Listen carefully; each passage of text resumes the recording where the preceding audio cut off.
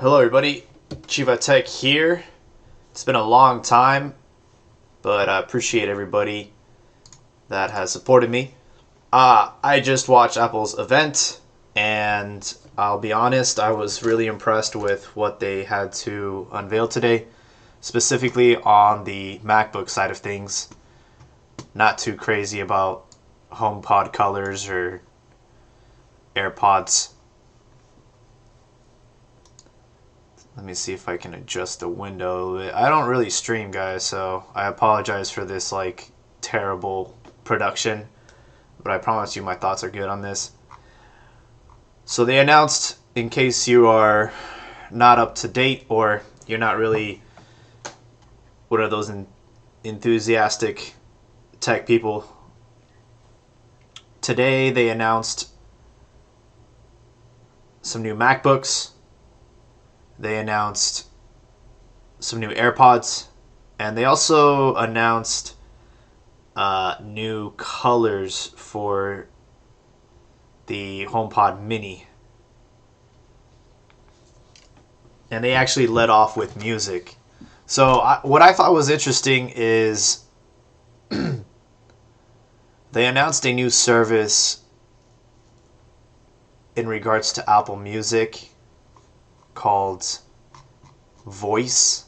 It's cheaper than Apple Music. It's $5, and from my understanding, it's just voice commands. Like, you basically have access to the entire Apple Music library, like playlists and all that, but you can only use your voice to listen to it. You can't, I'm assuming you can't really interact with the music app on your phone, which I don't know, to me it doesn't really make sense.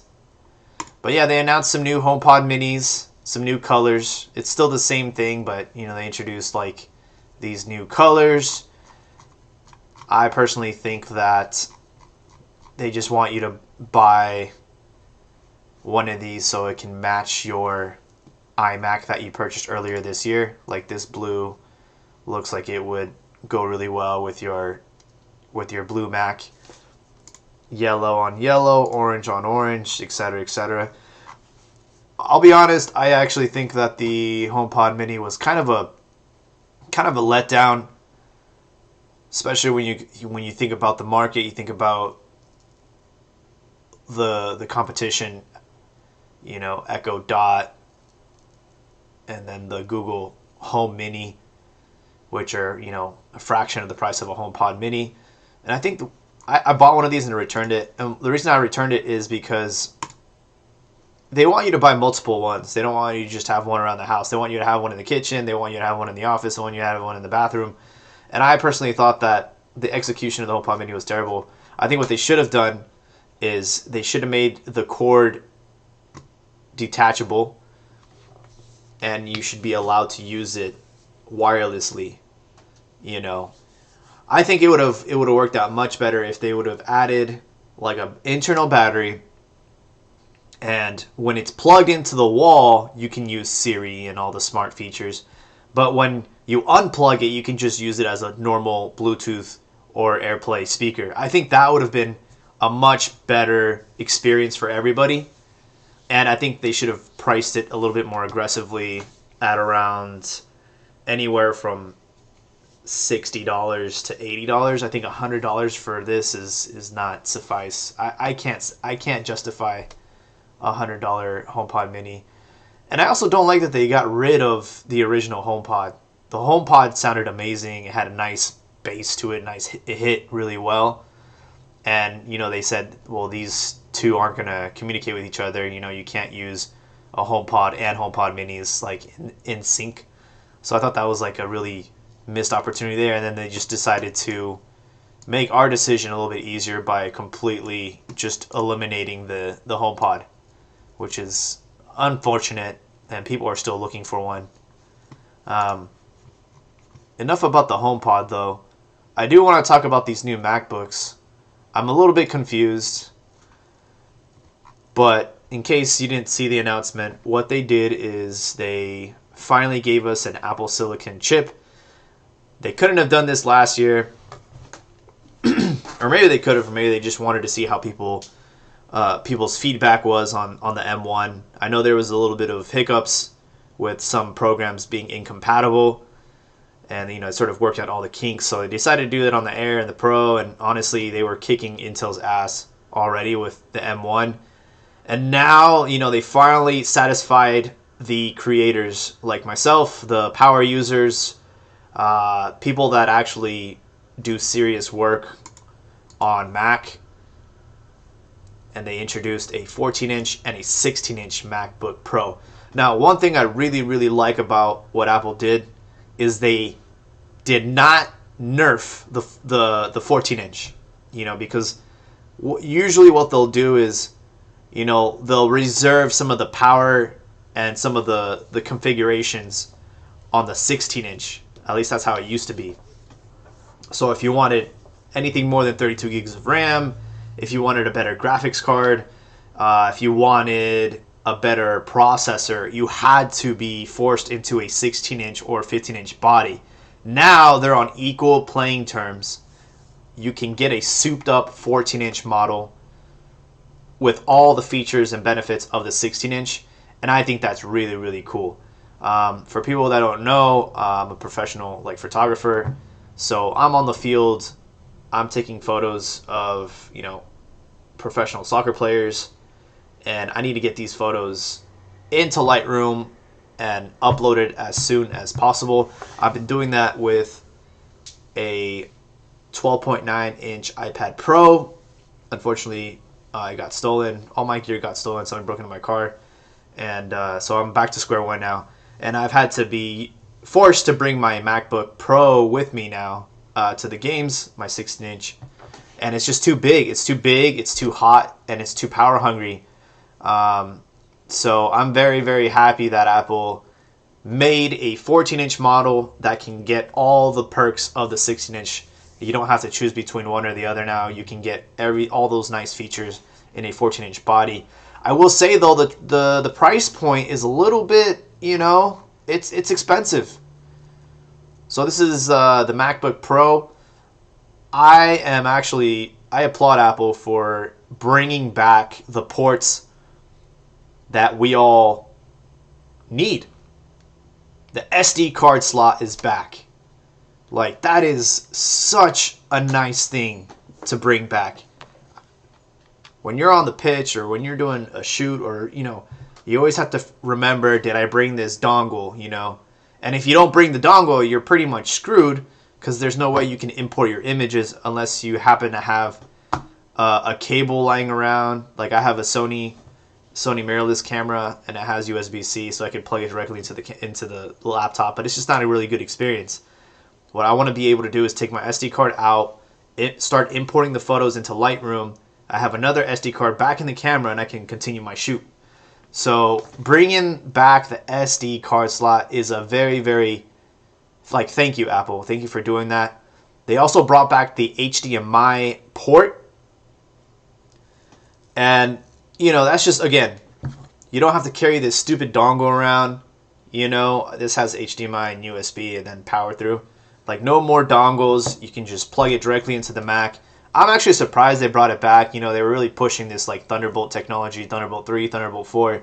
And I feel like a lot of people ended up buying docks. They ended up buying monitors that have Thunderbolt, So I kind of feel bad for those people that kind of were forced to adopt to this new system, and now they kind of backtracked and said, you know what?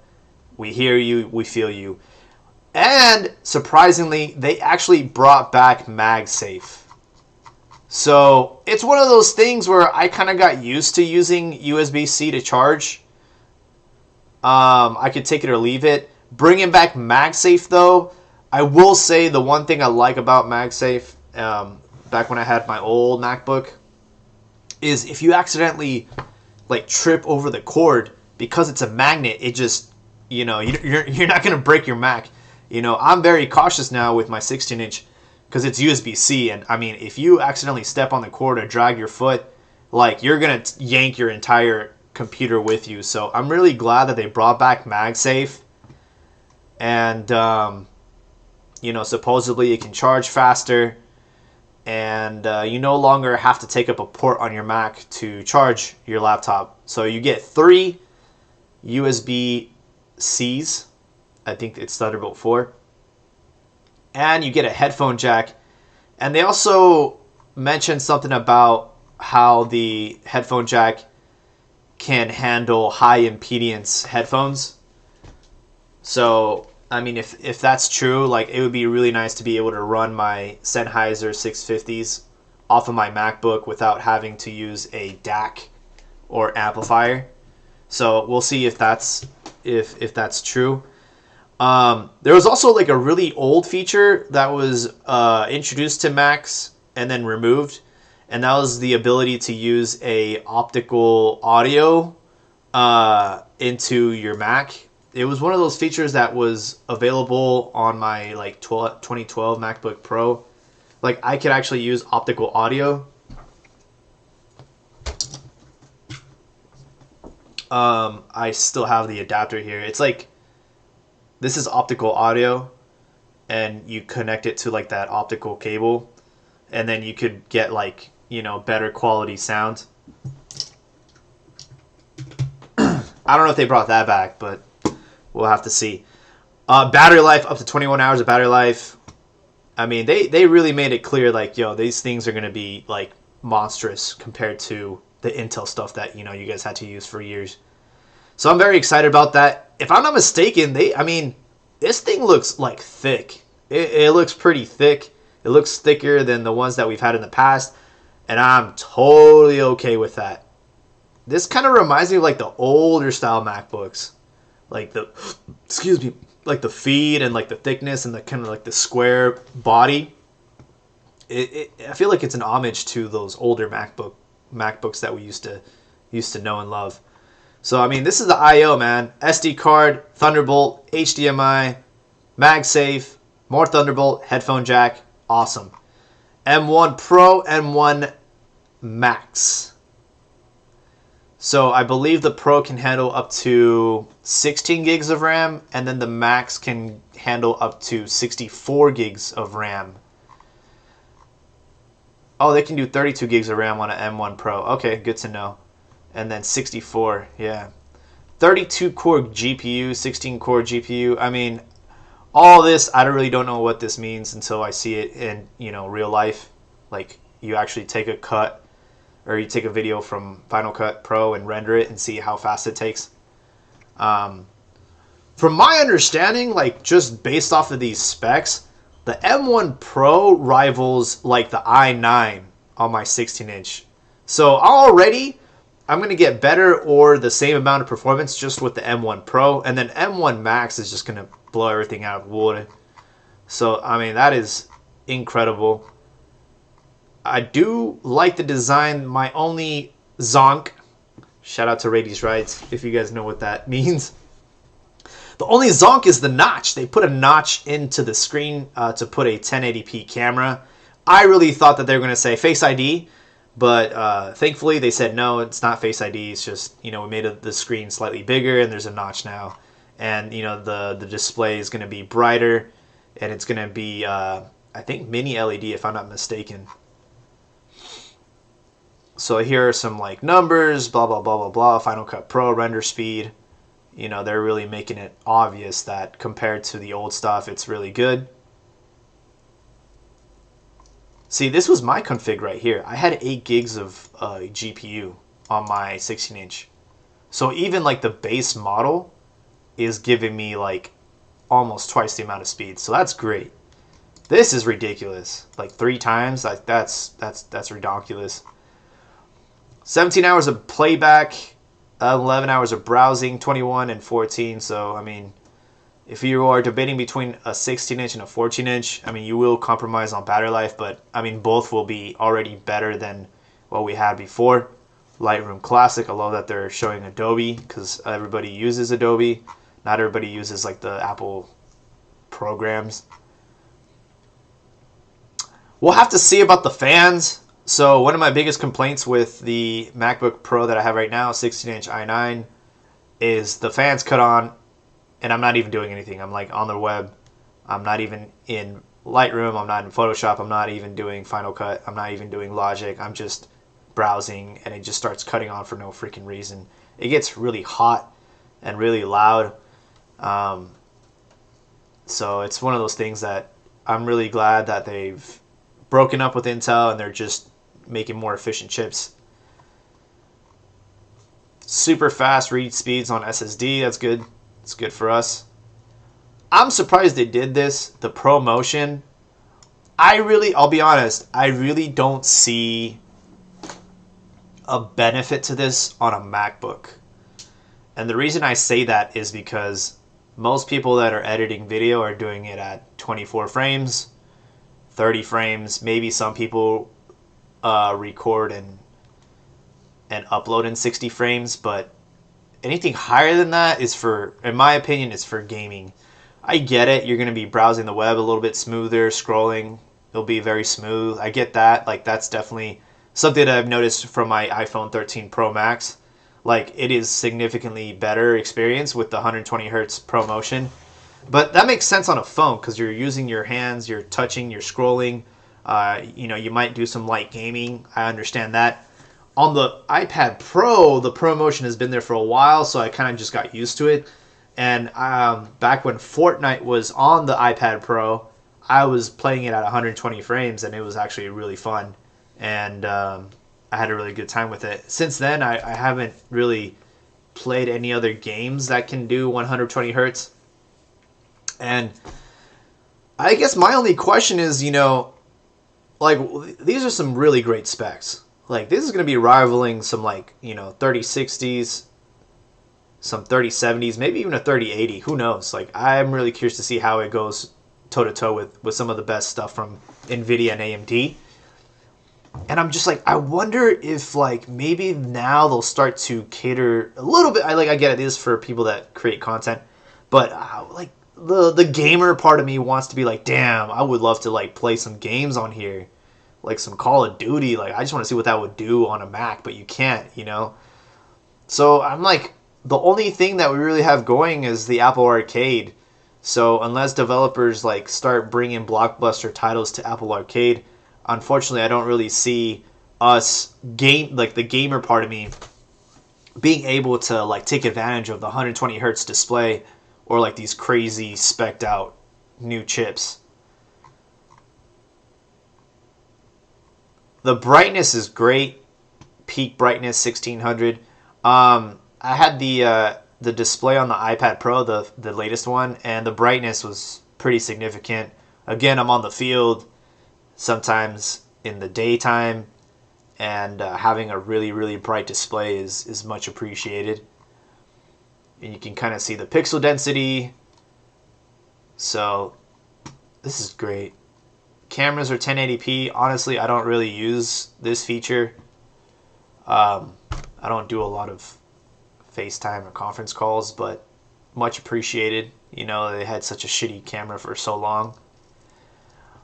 I was actually disappointed that they didn't bring in center stage. Like, you're going to give me a notch, at least give me Face ID or center stage. Like, why is the notch there? That really kind of bugs me, if I'm being completely honest. They say that the microphones are great.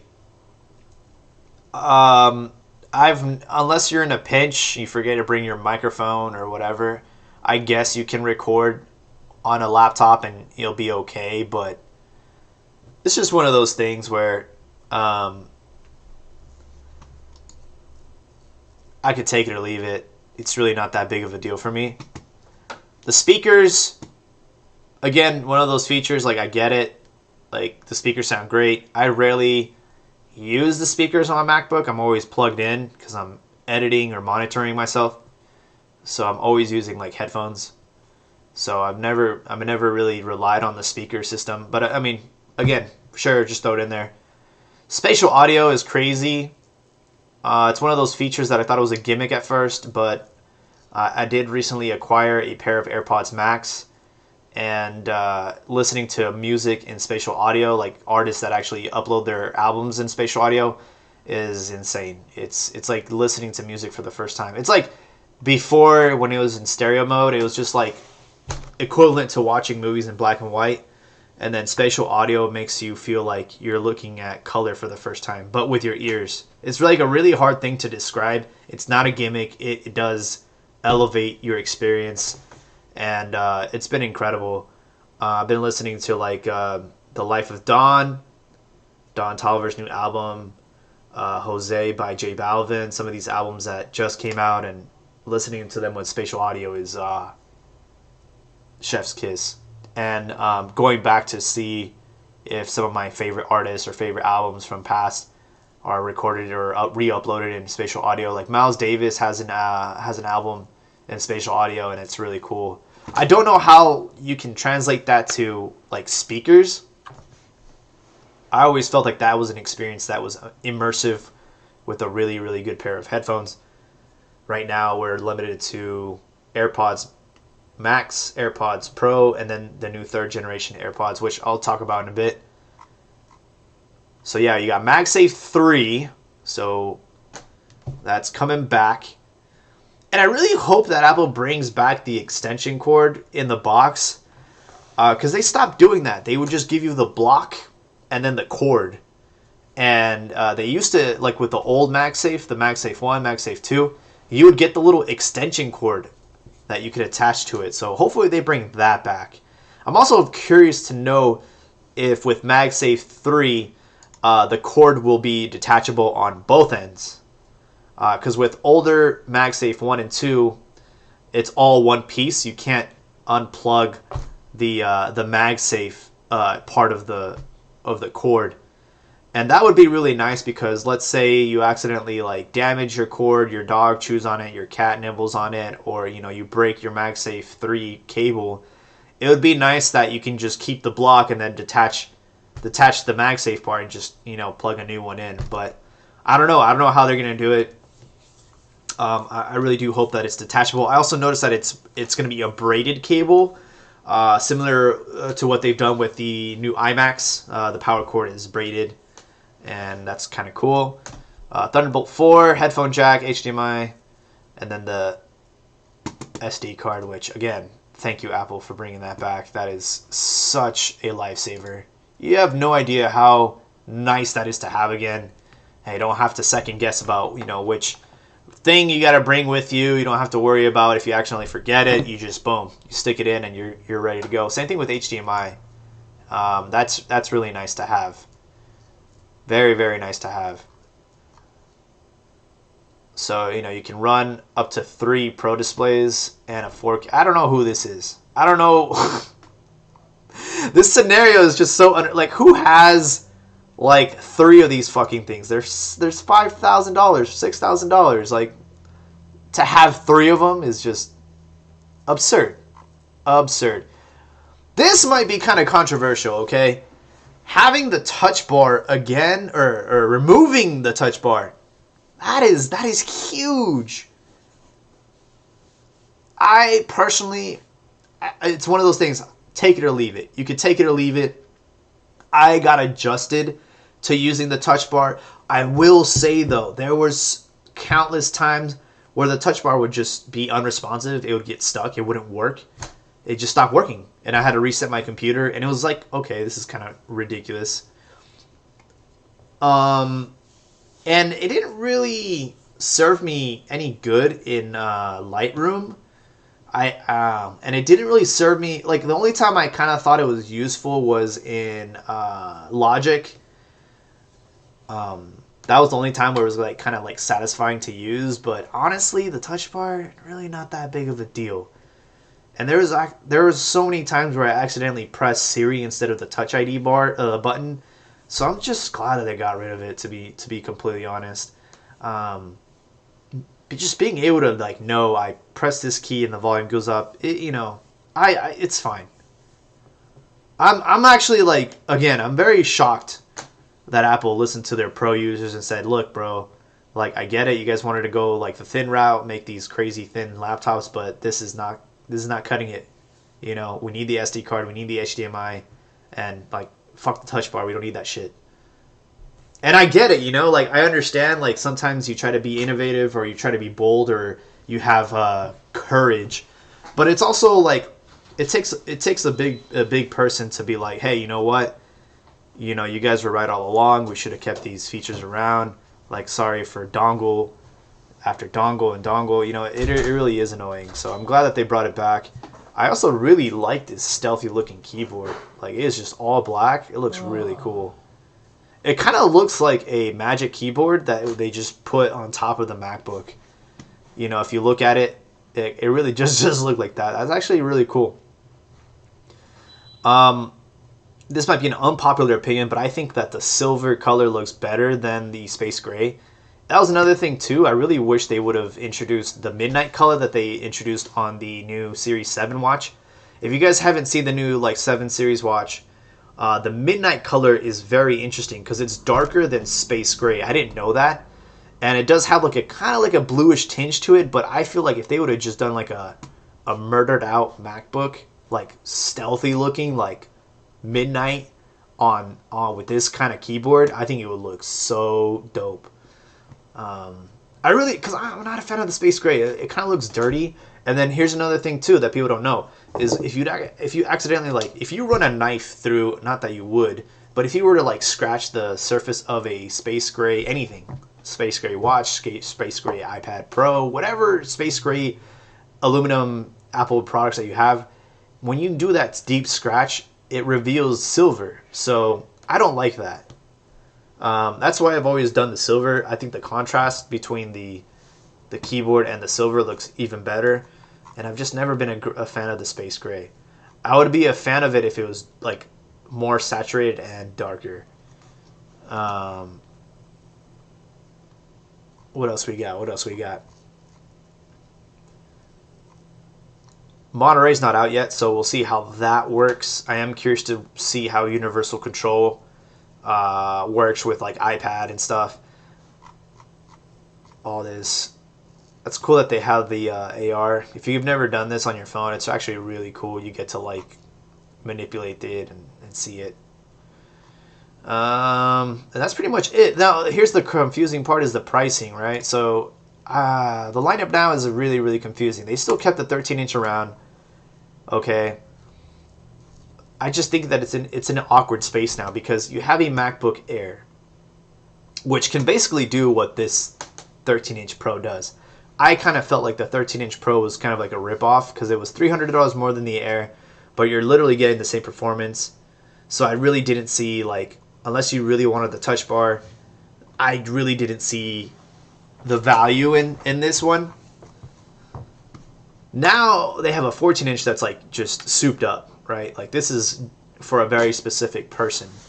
But your average consumer is just going to like feel inferior if they don't buy like a 14-inch instead of the 13-inch. I just think like they should have just kept the Air with the M1, kill off the 13, and just force people into this. Like this is unnecessary. Just get rid of it. Don't even have it anymore.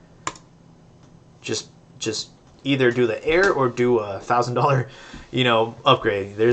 I don't know who this person is. I don't know who would benefit from this over a MacBook Air. I really don't.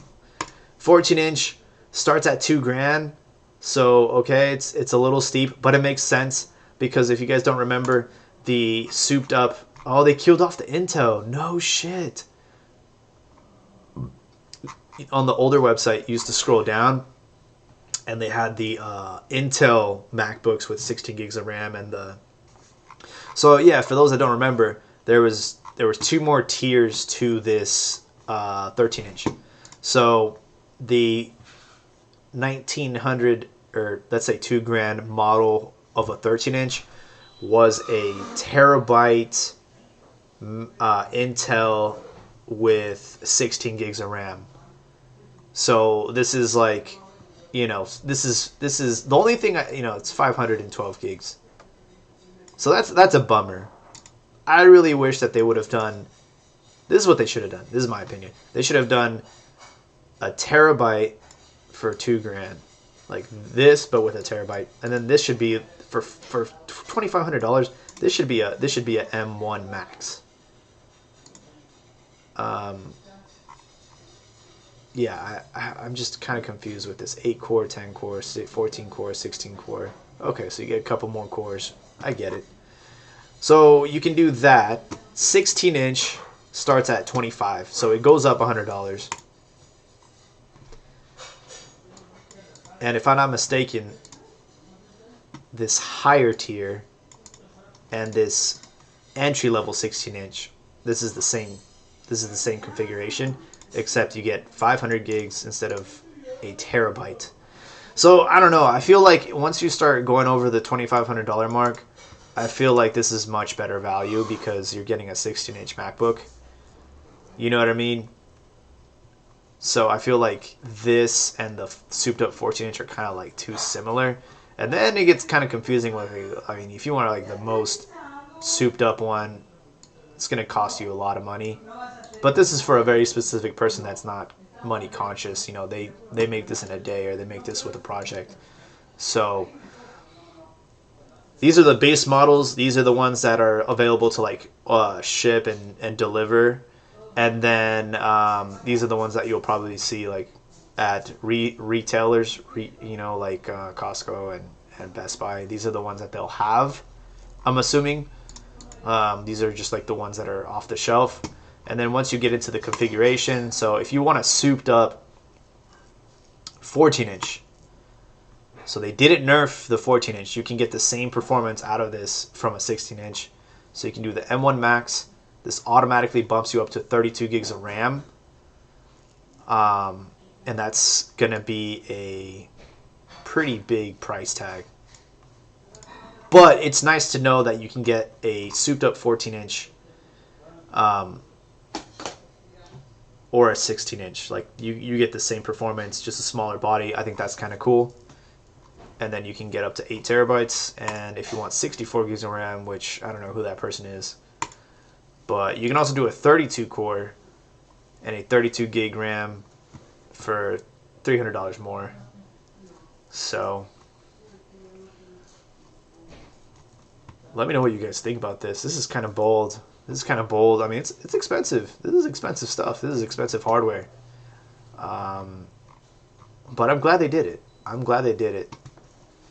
AirPods. Let's talk about that. I don't know what Apple's thinking here.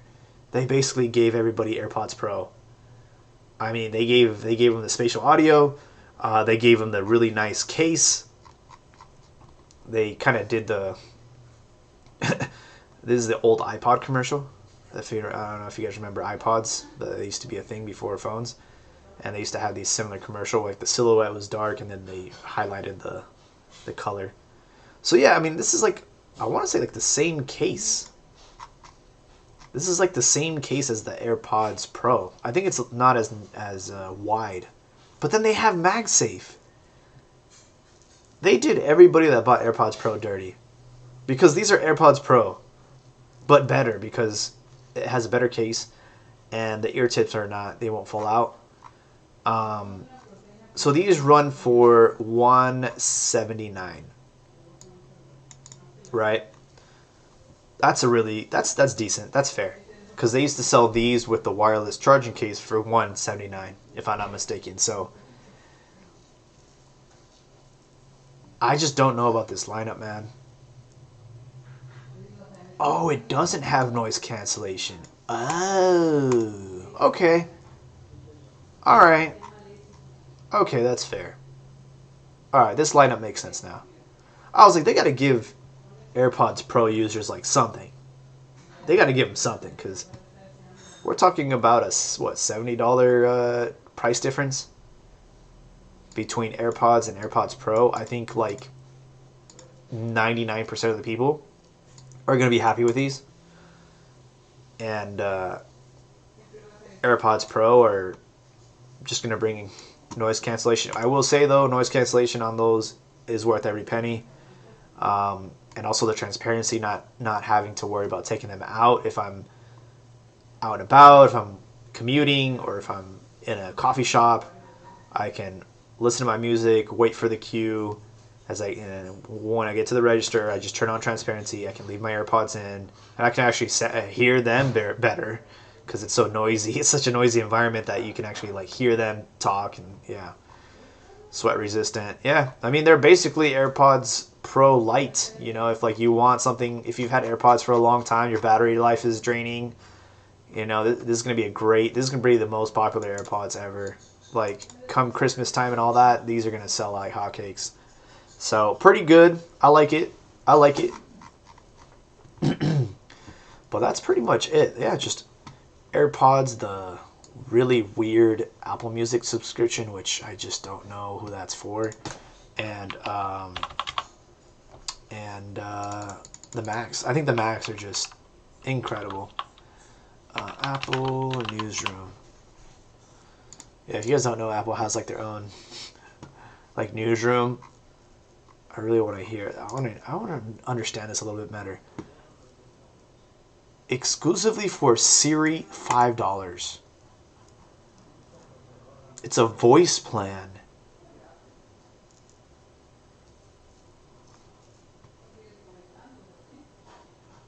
I just don't know who this is for.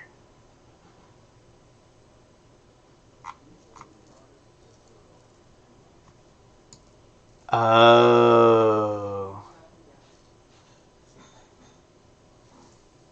So it's not going to have spatial audio or lossless audio, lyrics, music videos. Okay. Yeah, I don't know. I just don't understand. I know they're trying to probably just, you know, create a bigger net and catch more people that, you know, want to step their toes into Apple Music. But, I mean, think about it. Spotify's $10. Like, I don't know how much Amazon Prime Music is, but, like, all the other competitors are around, like, $10. So, I don't understand who this is for. It's like, I want Apple Music, but I don't want to spend $10 a month for it. Even though it's like significantly better experience. You know, one thing I get so angry is I personally prefer Spotify. I like the interface better. I like the playlist better. I like the algorithm better. But it is more and more evident that Apple Music is better in terms of the quality of music. When I plug it into my car, I have CarPlay. I play a song on Spotify. I play a song on Apple Music, the same song. It sounds way louder on Apple Music, so I've been forcing myself to like use Apple Music more. And then now that I have, you know, AirPods Max and listening to stuff in spatial audio, it's just one of those things that's like mind blowing. And I know Spotify is working on their own like hi-fi. They sort of teased it with Billie Eilish and stuff. But from my understanding, it was going to be like a higher tier of premium. Kind of like, what's that, Tidal? But Tidal's like $20 a month if you want like the hi-fi stuff. So, you know, Apple Music giving us like lossless audio and spatial audio without increasing the price, I think is phenomenal. So that's pretty much it. Most of you guys probably will not... well, you guys weren't on live with me, but this video will stay up on my channel. So, you know, if you guys just wanted to hear my thoughts or just want to see what I was up to, thank you guys. I'm going to have to shamelessly plug myself really quickly. For those that don't know what's been going on in my life, I'm a photographer now. It was a hobby for a long time. And then I got more serious about it. People reached out to me, and I decided to go for it. So this is my website, erosemaich.com. You can just type in that name and you'll find me. erosemaij.com. You click on it, you get into my little portfolio, and I mainly do soccer. Like, that's my number one sport, number one passion, and I just found a way to merge the two things that I love and passionate about into a dream. It's been a dream. This year was my biggest year. I flew out to Denver for the Nations League tournament. It was USA, Honduras, Costa Rica, Mexico. I got to cover all 4 matches that were in Denver. Really nice stadium. It's where the Broncos play. Denver was cool. I like Denver. You guys are really about your weed over there, man. It's funny. I live in California. Like, weed's not a big deal for us. But in Denver it is, because people from other states where it's still not legal, like they'll make a trip out to Denver and smoke, and I don't know. I was just like, okay, cool. The coolest thing I did out there in Denver was, apart from doing this, was I went to like a coffee shop and they had CBD coffee, and that shit was great. It made me feel so amazing. And CBD doesn't have any like the drug part of weed. It's just like the medical benefits of it. But yeah, I got to cover the matches. It was pretty entertaining. USA took Mexico to overtime, and then they won. Sadly for me, I'm Mexican. I'm a big supporter of the Mexican national team. But they deserve it. This guy came in as a substitution. The goalie got injured, and he saved the penalty, and he gave USA the win. So that was the Nations League. I also flew out to Vegas for the Gold Cup final. So I'm a freelancer for soccerchronicle.com. You can check them out if you want to see. As you notice, the landing page is the same photo that's on my website because I took that. Yeah, so I cover basically anything that's happening in the Bay Area. So, for the most part, that's the Earthquakes, professional MLS team here. But every now and then, if there's a big club in town like Chivas, they came to LA for a friendly, so I drove down there to cover that. But mainly it's been the Earthquakes. I'm not a Earthquakes fan. I'm just covering the sport. USL, which is the second division of MLS. There's a team out in Oakland. There's a team out in Sacramento. So every now and then, I'll cover them. Is the Gold Cup final in Vegas. That was really fun.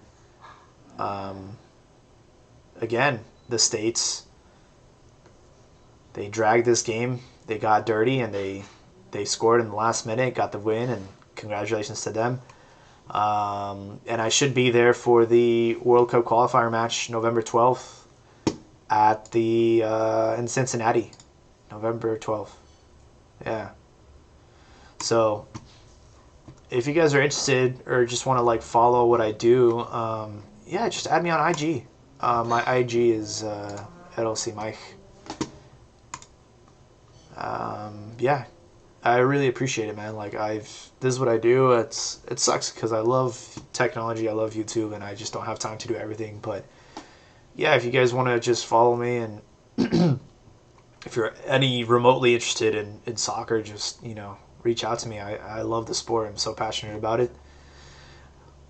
We have a podcast every week that we record. It's called Cantina MX. It's a very specific topic that we talk about. It's Mexican soccer. So anything revolving the national team or Liga MX, I'm the host.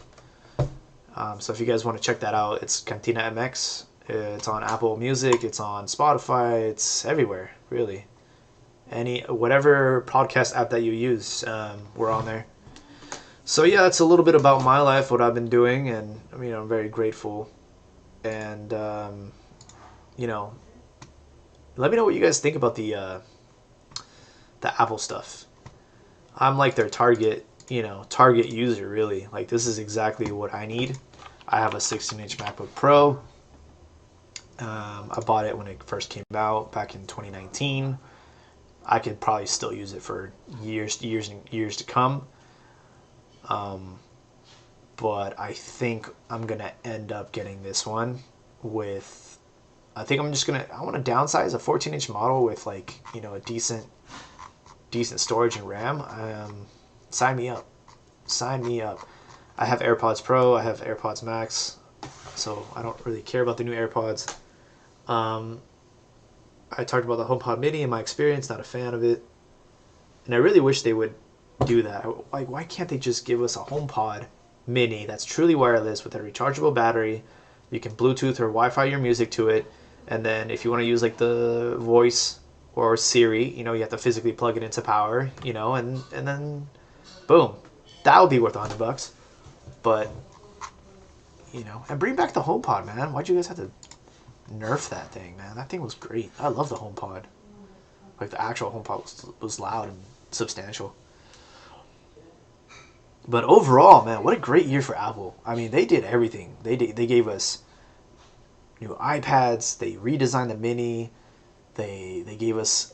I will say the watch was kind of like, It's like they could have. I get it. You want a bigger screen, but they really just slapped a new paint on there, made it slightly bigger. What else did they do this year? The iMacs. That was long overdue. Long overdue. And also this thing, that's one thing. Oh yeah, how did I not talk about this? This is just awkward, bro. This is just awkward as hell. I am disappointed that they didn't do anything to this. I was waiting for this. I was waiting for them to redesign this. I don't know what they're waiting for. I really don't know what they're waiting for. I don't know what. This was the perfect opportunity to introduce a 27-inch. Because this thing has been great. This 24-inch is beautiful. But, again, pro users cannot run things off this. I mean, they can, but it's just going to be a bad time. So, I thought with the introduction of the M1 Pro and the M1 Max, I thought they were going to introduce like a 30-inch, 32-inch, and kill this thing off, man. This thing's just, it's a dinosaur. It's a beautiful display. It's nice and big, but it's Intel. Gross. And they still make they still keep the 21 around. You just have to ask for it. So, yeah. That's the only thing about today's announcement. Also the Mac Pro, So I don't know what's going on with that. Because they killed off the iMac Pro. And so you can't get a really nice display all-in-one iMac with Apple Silicon yet. So I don't know what they're doing. I don't know what they have in store for us. Maybe they're waiting for next year. But yeah, I was kind of hoping. I don't know, because like there's times where I would really want to have something like this. Like I love my 16-inch, but it's just so hard to find a really good, accurate monitor. And I'm not about to just drop $5,000 for this. It's too much for me. So I was kind of hoping they would do an all-in-one with a similar design to this. Because I would probably buy it, to be honest. I would probably just keep my 16-inch around and deal with it for a couple more years, and then just get a stationary iMac that's just like super souped up. But no, we're gonna have to wait. What else? No, that's pretty much it. iPhones. If you have anything older than if you have an 11 or older, definitely worth upgrading. Definitely worth upgrading. If you have a 12, really no need. Really no need to upgrade. Anyways, it's Chiba Tech signing off. Thank you so much, and I'll catch you